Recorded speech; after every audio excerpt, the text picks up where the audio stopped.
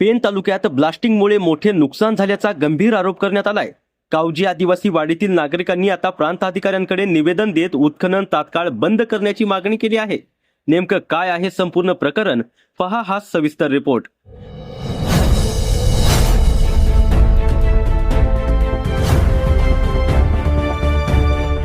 नमस्कार, आपण पाहताय न्यूज कट्टा एक्सप्रेस। रायगड जिल्ह्यातील पेन तालुक्यातील निधवली ग्रामपंचायत हद्दीतील कावजी आदिवासी वाडी येथील आदिवासी बांधवांनी प्लास्टिक उत्खनन तात्काळ बंद करण्याची मागणी करत प्रांत अधिकाऱ्यांना निवेदन सादर केले आहे।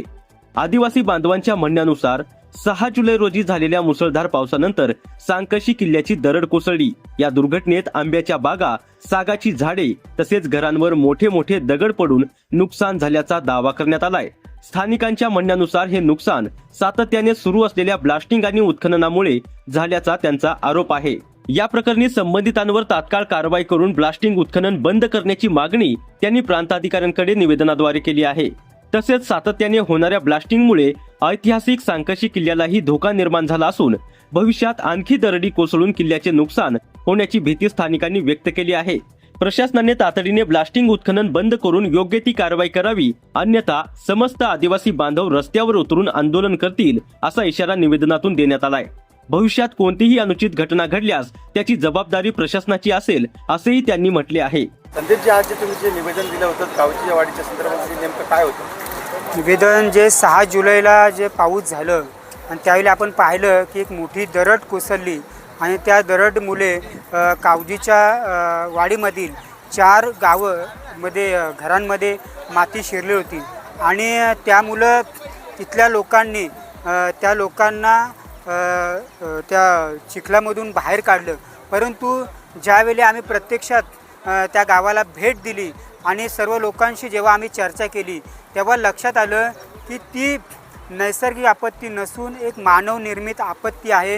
कारण साक्षी किल्ल्याच्या आजूबाजूला मोठ्या प्रमाणात खाणींचं साम्राज्य पसरलेलं आहे आणि तिथे संध्याकाळी आपण पाहिलात की 5 नंतर इतक्या मोठ्या प्रमाणात हादरे बसत असतात, जे जणू काय तिथे भूकंपाचे हादरे बसतात का काय अशा पद्धतीने प्लास्टिंग तिथे सुरू असते आणि त्यामुळेच त्या साक्षी किल्ल्याला जो आहे तिथे तडे गेलेले आहेत आणि मोठ्या प्रमाणात जेव्हा पाऊस पडलं तेव्हा ती दरड पूर्णतः त्या गावावर कावजीच्या वाडीवर आलेली आपल्याला पाहिली।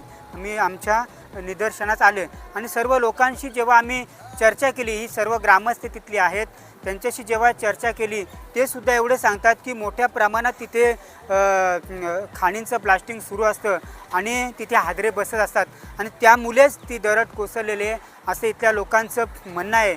आणि म्हणूनच त्या अनुषंगाने आज आम्ही प्रांतांना त्याचं निवेदन दिलेलं आहे आणि त्यांना सांगितलेलं आहे की त्याच्या संदर्भात जे भूगर्भ शास्त्रज्ञ आहेत त्यांना तुम्ही त्याची माहिती द्या आणि त्याची पूर्णतः चौकशी झाली पाहिजे।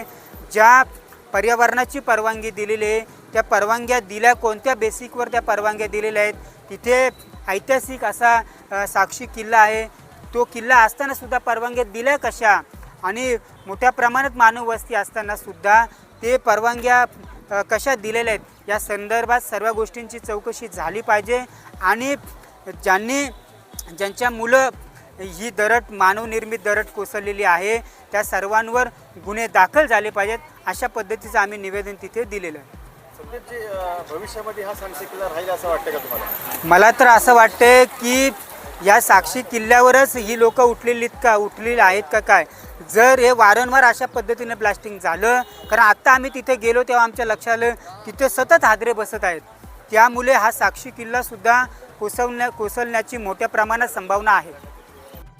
आज जे आम्ही प्रांत ऑफिसला निवेदन दिले ते आमच्या गावासाठी की पुढच्या भविष्यासाठी आमचे आदिवासींचं जीवन सुरळीत चालण्यासाठी जे काही ब्लास्टिंग केलं जातं आहे ते ब्लास्टिंग बंद करावं आणि पुढच्या भविष्यात असे आमच्या दरडी कोसळू नये याच्यासाठी पुढे आम्ही निवेदन केले आहे।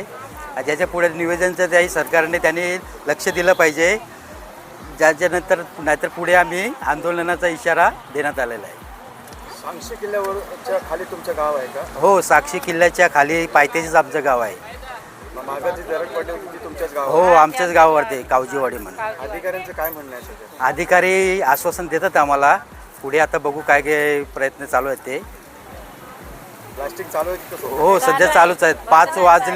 5 वाजले की धडाधड आवाज होतात.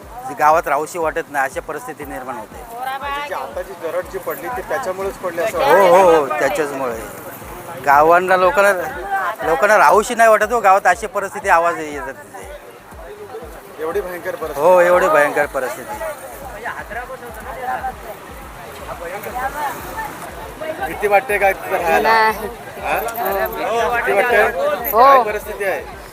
काय परिस्थिती आहे परिस्थिती काय तिथली? काय सगळं आदरा बसलाय आदरा बसलाय? आदरा बसलाय जाम. आम्हाला भीती वाटते भीती वाटते राहायला? आता कुठं जाऊ कुठं राहू रात्रीची बारकीला दगडी येत्या जाम खाली. दगडी येत्या खाली दगडी येतात हा, खाली? हो. हो प्लॅस्टिक मुळे हे सगळं झालेलं आहे. वाढवड मरून गेलं तर नाही हे घटना घडलेल्या आणि आता अशा घटना घडायला लागल्या. घटना घडायला लागल्या. हे भीती वाटते? हा, भीती किती वाटते. वाटतंय. किती चिखल झाला होता दरड पडली त्यामध्ये तेव्हा? एवढं आले गेलो आम्ही 4 दिवस जीसीपी होत्या गावात.